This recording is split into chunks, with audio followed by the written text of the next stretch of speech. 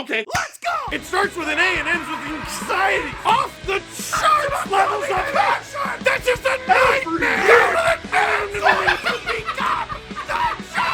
With you wherever you are, welcome to LFR.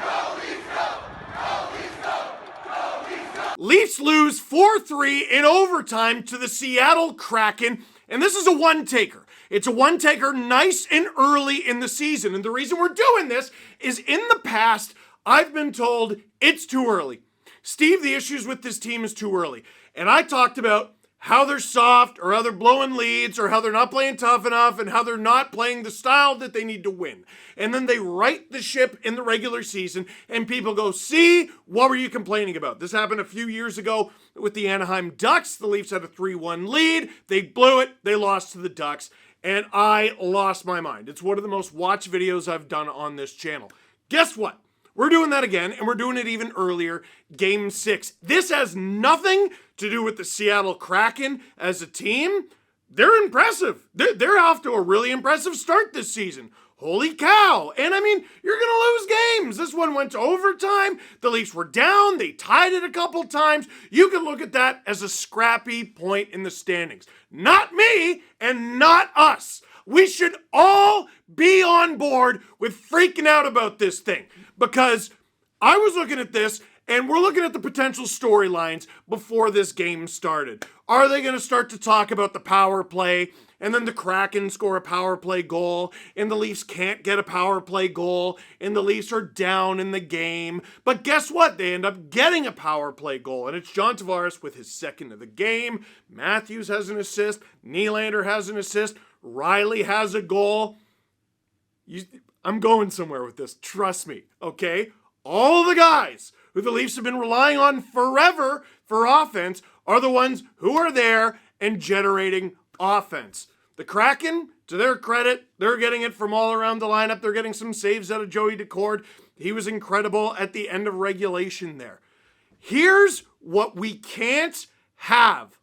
Cannot have. Can't have. Seattle's whatever goal it was, third, doesn't matter. Brandon Carlo knocks one of the Kraken into Stolarz. Now, it's bad enough that we have no idea, flip a coin, it's whatever the hell. We don't know how a goalie interference call is ever gonna go. If you're Anthony Stolarz in that situation, you're furious. Pick your reason for why you're furious, but you're furious. You're either furious that the team didn't have enough faith in you, or your expertise, or the way you saw it, that they didn't challenge it, or more likely, you're furious at Brandon Carlo for shoving a person into you and knocking you over. He shoved him into your skates. He shoved him into your body. He knocked you, the biggest goalie in the league, probably, or close to it, onto your bum, and the Kraken got a goal as a result. I'm sure you're not happy about that. What happens after? Mr. Accidentally on Purpose, Mason Marchment, who falls over at the drop of a hat, runs through you like a boulder. And what happens? No one does anything, including the guy who just knocked someone into you for a goal. Anthony Stolarz was the first person to react.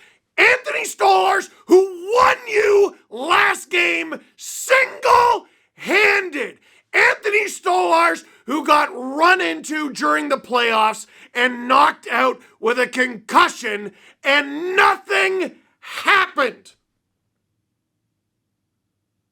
They talked during this offseason about a DNA change. This is like the conversation with Morgan Riley. Morgan Riley was hard on himself before the season began. Treliving talked about it, Berube talked about it, Riley talked about it, and Riley was the best Leaf on the ice in the first game of the season. Now, he had some bad moments after that. He scored a goal tonight. All right, it's going to be up and down, but at the end of the day, we're paying more attention to it because he's the one who said he wasn't good enough. So when he's not good enough, what do you mean? What's that performance? You're on yourself. You're trying to better yourself, right? We're holding him accountable to the standard that he has set for himself. The Toronto Maple Leafs talked about a DNA change, needing to change the DNA of their team, right? You just lost Mitch Marner, the guy who scored, he was the 5th leading scorer in the National Hockey League last season. Yeah, no kidding. You got to change your DNA a little bit, losing a player like that and getting Nick Waugh in return, the guy who was in the box for the first goal by the Kraken, by the way. Everyone's got to pull their weight, okay? I don't know if this was a banner night for anyone. If there was anyone you could look at and be like, well, you know, they pulled up they held up their end of the bargain. It's the same guys who have been scoring forever. It's the same guys who have been driving the offense forever. And what do they do when the going gets tough? Stolarz gets run into and he flips out. He shoves over the net. He says enough. Brandon Carlo, if you're not going to do anything in that situation, did we save the receipt for Fraser Minton in a first? And can we have it back? 6'5" for what? Jake McCabe looked like Waiata, but he couldn't figure out how to get into the net. William Nylander, with his stick hunched over on his legs, gliding by like he's watching ducks in a pond. Disgraceful! You know, William Nylander's designed for a market like this because nothing bothers him. Maybe something should bother him. Something should bother you guys. Get some blood in your veins. Get a pulse. Is it too much to ask? Oh, we pushed Florida to 7. They pushed Florida to 7. What might have helped you beat them? The starting goalie you didn't stick up for? Who won the last game for you? The starting goalie you didn't stick up for. Who's the starting goalie if Anthony Stolarz gets hurt? Not the goalie that you wouldn't stick up for. DNA change my. Are you joking? You cannot be serious. This is the same team with different names. And oh, they shouldn't have got rid of Ryan Reeves. Dude, they barely used him, and when he was in the lineup, he didn't fight. They did this stuff with Ryan Reeves, and with Wayne Simmons, and with Matt Martin, and with Kyle Clifford. At some point, maybe you can't teach an old dog new tricks. I don't know what it is. I don't know how to tell you to care about your NHL career. I don't know how to tell you to care about your teammates. I don't know how to tell you about the other great teams, the greatest teams in this league, who do the exact opposite of what you do. Why do you think Stolarz was the one responding? Because he was the one who got hit? No! He was on the Panthers when they won their first cup. And that is exactly the kind of thing that the Panthers would have done while he was there for him. Brandon Carlo, you cut your teeth in the NHL on the Boston Bruins. Could have fooled me. I guess you only saved that for when you're playing against the Leafs, right? You only saved that, like, what, are those days gone? Are your best days past you? What happened? Willie Nylander's a big, strong guy. He's a big, strong guy. Do something! Any of you, it doesn't matter who it is.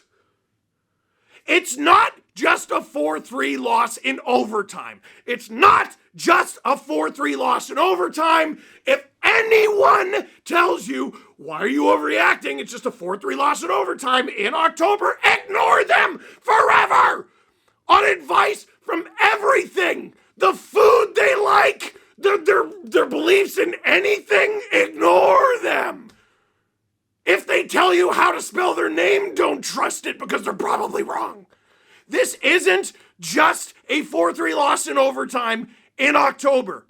It is the same thing over and over again.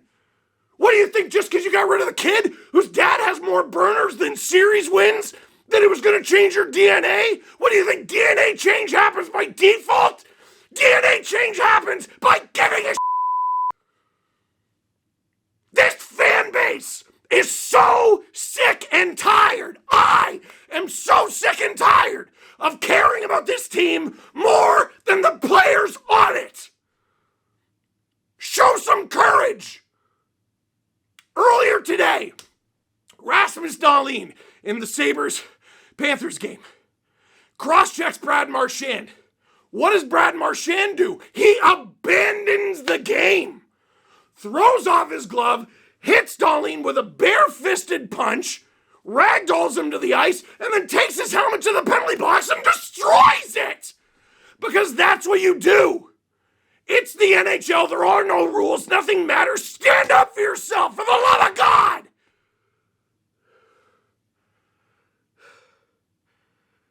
And I think it's all wasted energy because I've been doing it for years, and we've all been doing it for years.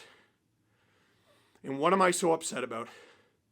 They've already showed us who they are over and over and over again. This is what the Leafs are until further notice. This is what the Leafs are until they prove that they give a. It's the beginning of the season. This is when you set precedents. This is when you establish an identity. And their identity so far is they're the same old Leafs. I didn't even mention the ALCS. Oh, now I'm mad all over again. Now I'm mad for different reasons. The next time someone crashes your goalie, make an example of them. Let the next team who comes into your barn know what happens. This isn't medieval times, right? This isn't Game of Thrones. You can't put a head on a spike, but they all watch the highlights. Make them sorry they ever entered the league. That's what the best teams do, and it's what your team doesn't. That's it for this one. Thank you very much for watching. Click like if you like this video. Click subscribe if you really liked it. Tell all your friends. I hope they give a. I hope they give a. It's important to give a. I don't know how to make these guys give a.